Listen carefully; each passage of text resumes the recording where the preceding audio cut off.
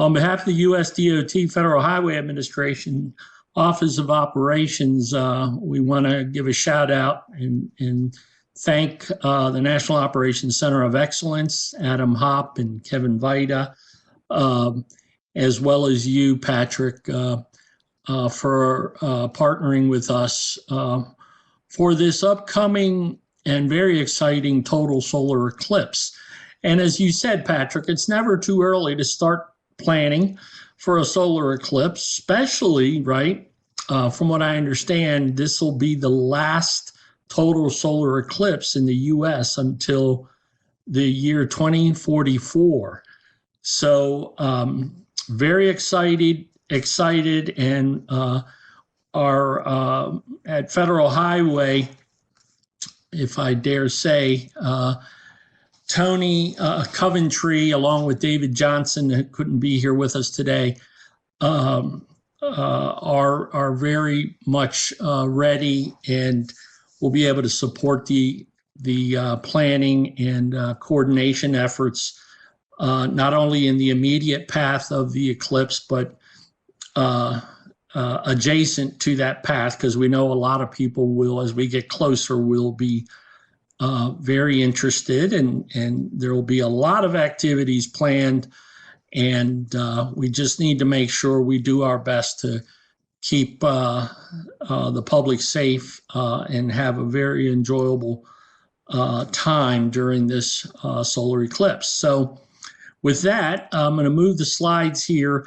Like I said, we're with the Office of Operations, and there are these three program areas, or program offices, I should say: road weather management, that Tony's intimately involved with, work zones management, as well as traffic incident management, where I hail from.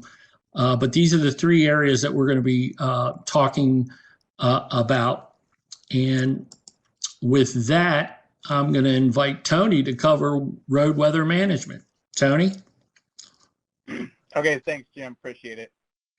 So one thing to note, I just wanted to kind of give you an overview.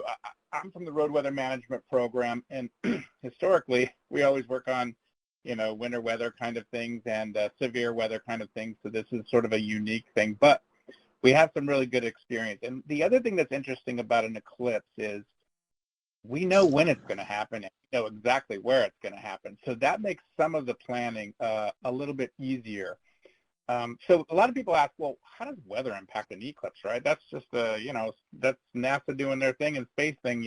What's the weather going to impact it? And the biggest thing to understand with respect to impacting it is, one, this particular eclipse is in a period of time in the spring where you can have conditions in the south where it's going to start that are really warm, and you can have conditions in the north where you might possibly have snow. You have a lot of different kind of weather impacts that are going to happen at the particular time of the eclipse that need to be taken into consideration. But the biggest thing is cloud cover. So if you're going to have different kinds of areas where you won't be able to see the eclipse, you're going to have mass movement of people trying to get to locations where you don't have that weather. And I'll come back to that in a bit. But I just wanted to show you on the slide, what I wanted to discuss a little bit are some of the lessons we learned and experiences we had from the 2017 eclipse. One of the things that happened was there was some really good collaboration between Wyoming DOT and the National Weather Service. And this stems from a federal highway program called Pathfinder. And Pathfinder was developed mainly for winter storm maintenance. And the idea is that you have this collaborative meetings or set of meetings where the DOTs and even public agencies work together with the local National Weather Service office to determine what the impacts of specific storms are going to be. And then you collaborate on what the messaging is going to be, so that the messaging isn't different from the National Weather Service as it is from the DOT. So you have the same message to the public of what's going to happen, when it's going to happen, so they're better informed.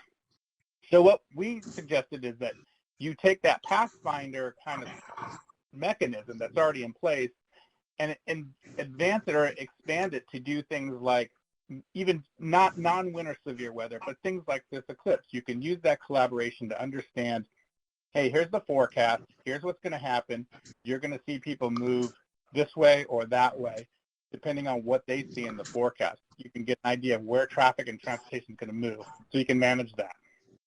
And then the other part is getting that regular sort of set of messaging out there via all the different mechanisms, whether it's media or solutions the DOT has, or message boards, 511, different highway advisory radios. There's all kinds of technology you can use to get that messaging out to the public consistently. And then, of course, the different websites and social media as well.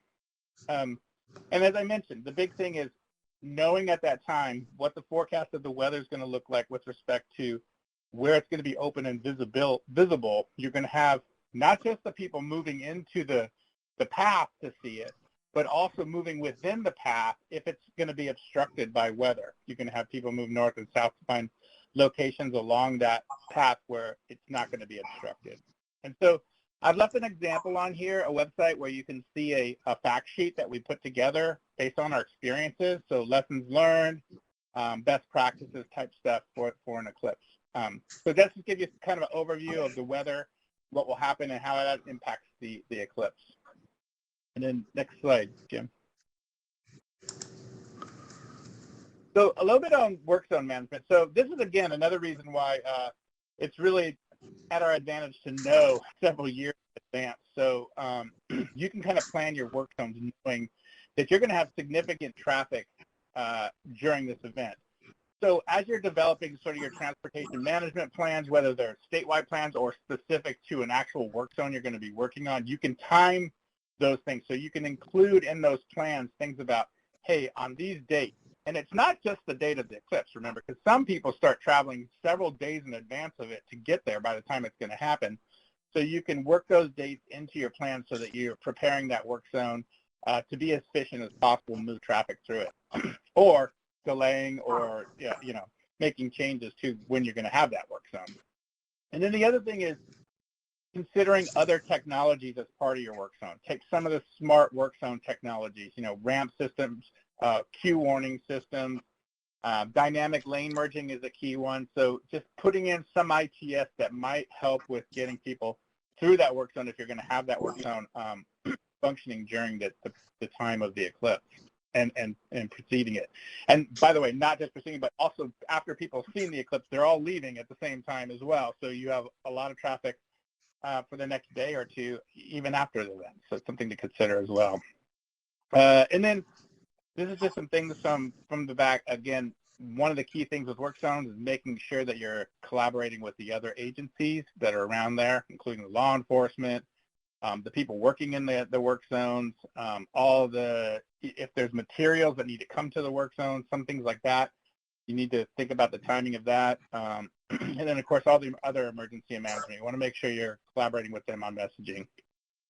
And then you can go back and look at some of the traffic analysis. I showed you that earlier fact sheet from the weather, but there are other fact sheets as well that can show you some of what had happened with traffic with past events, and then consider those things as part of your work zone management. So there you have it from the work zone side and the weather side. I'll let you take over on the incident management side. Thanks, Tony. So similarly, with the number of states that are being impacted from Mexico to the southwest, from Mexico to the northeast to the Canadian Maritimes, I believe it is. There's a lot of entities on the public safety side of things that will be engaged, as Tony said, for not only the safety aspect for motorists, but in general be able to respond where there may be incidents and whatnot. So all the variety of stakeholders that you see here in this first bullet, to include the police and fire and the EMS, towing recovery, as well as safety service patrols, all these entities, if you will be engaged. Our office at Federal Highway, the TIM program, will take it And I've already actually taken some steps to engage our community regarding the eclipse. And a lot of it's not rocket science, but I have to refer over to the chat pod real quick, because my old friend and colleague Lori Radow, who typed in the chat pod the question about AASHTO and what work she and her counterparts back in 2017 engaged in. And I love the three messages, Lori, that you guys encouraged, AASHTO and others encouraged states to employ, which is, get there early, stay put, and leave late. There's going to be many tens and, hundreds of thousands of people, and we have to work collaboratively so that we get those messages out. And you'll see here in a minute, I'm going to go back to my slide here, that the working group, which includes AASHTO, will be engaged with all of the messaging, and I'll jump all the way down to the last bullet to include federal, state, and local DOT public affairs, public information officers to for the messaging pre, during, and post event, which is extremely important. The lessons learned from 2017 offer a lot of insight, and as Tony said, of course, we won't know until game day, what the actual weather conditions will be, but hopefully it will be one that is amicable to the eclipse, and everybody has an excellent time wherever they may be in the path of the eclipse. So I think Tony referred to a little bit as well about the intelligent transportation systems that are typically available from the DOTs, including the traffic management centers. I won't repeat these devices that you see here in that third bullet, but the service patrols are a big one that can be utilized by staging service patrollers around some key points, bottleneck areas, choke points, if you will, and then the messaging using those devices, and of course control room operators viewing the closed circuit TV cameras along the interstate and even local roads where that technology may exist. We definitely refer to this as a planned special event and in just a much higher magnitude. And as I said earlier, our work, we've got our work cut out, but we've already started to engage our stakeholders, and much more. There's going to be a much bigger ramp up now, this being our first official kickoff of these solar eclipse, 2024 solar eclipse webinars, moving forward as we approach the April 8th, 2024 total solar eclipse. So let's see here. This next slide is basically contact information for David Johnson, who's the lead for road weather and Workzone Management. Tony works with Dave, and of course myself. And then the links to our websites, where there's a significant amount of resources and information that are made available. I have to, before I conclude my remarks here with the slides, I have to give a shout out to Colin from Ohio DOT, who, as Patrick alluded to, Ohio's ahead of the game, and you're going to hear from him next. all the great work that they're already doing. So with that, do I go back to you, Patrick, or does Colin Yes, sir. go next?